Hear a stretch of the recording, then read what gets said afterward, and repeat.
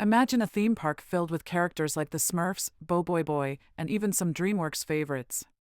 That's exactly what Perak aimed for when they built movie animation park studios, MAPS, in 2017. Set in the heart of Bandar Meru Raya, Ipoh, it was designed as Asia's first ever fully animation-based theme park. The idea was to draw in tourists and provide a world-class experience with rides, shows, and attractions from famous animation studios like DreamWorks and homegrown heroes like BoBoiBoy. But this wasn't a small project. Initially, the park had a budget of Rs 390 million, which eventually skyrocketed to Rs 520 million. It was a joint venture between Perak Corporation Berhad and Australia's Sanderson Group, known for their work on major theme parks like Universal Studios Singapore. Expectations were high. After all, the people behind it had helped create some of the world's biggest attractions. DreamWorks Animation was set to bring characters like Casper the Friendly Ghost, the Croods, and Megamind to life. There were supposed to be over 40 attractions, including thrilling rides, a 4D theater, and an adrenaline-pumping car stunt show. The goal? To pull in millions of Malaysians who lived just a few hours away. But, like many ambitious projects, things didn't go as planned. The opening, initially slated for 2015, was delayed until June 26, 2017. And when it did open, it was without one of its biggest selling points, the Dream Zone, home to all those iconic DreamWorks characters. After repeated delays and licensing disputes, the deal with DreamWorks fell through. So what happened? How did a project with so much potential start to crumble? Let's dig into the real story behind MAPS and what led to its downfall. Shortly after its launch, concerns began to surface. DAP lawmaker Datuk Kuham claimed MAPS was at risk of becoming a white elephant, a fancy project with little use, after one of its shareholders, Daya Sejahtera, formerly known as the Sanderson Design Group, faced liquidation.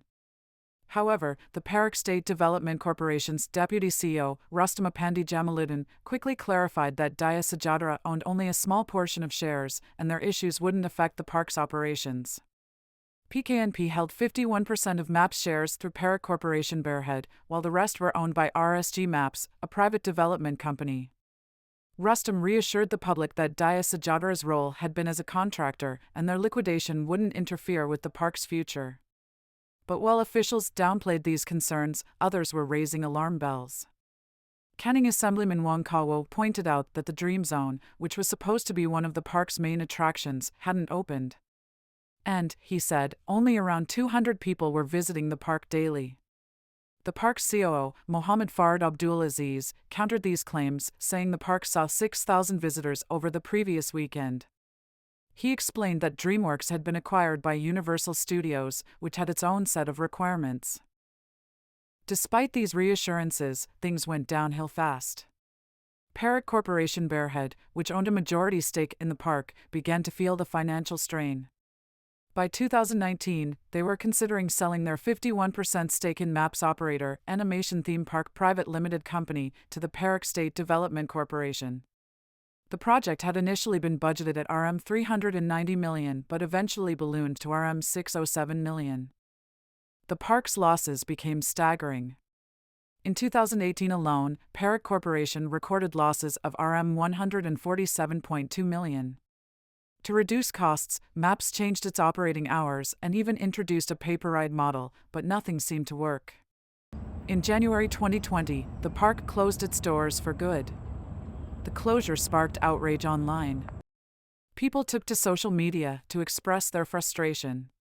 One user said, "Every time I pass by, I feel agitated for millions of state government money wasted like that," while another claimed there was abuse of money involving middlemen.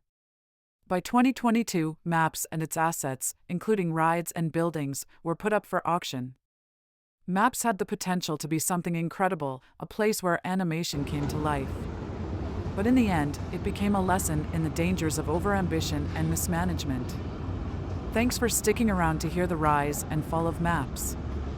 Let me know what you think in the comments. Do you think it could have been saved? Or was it doomed from the start? Don't forget to like, share, and subscribe for more stories like this.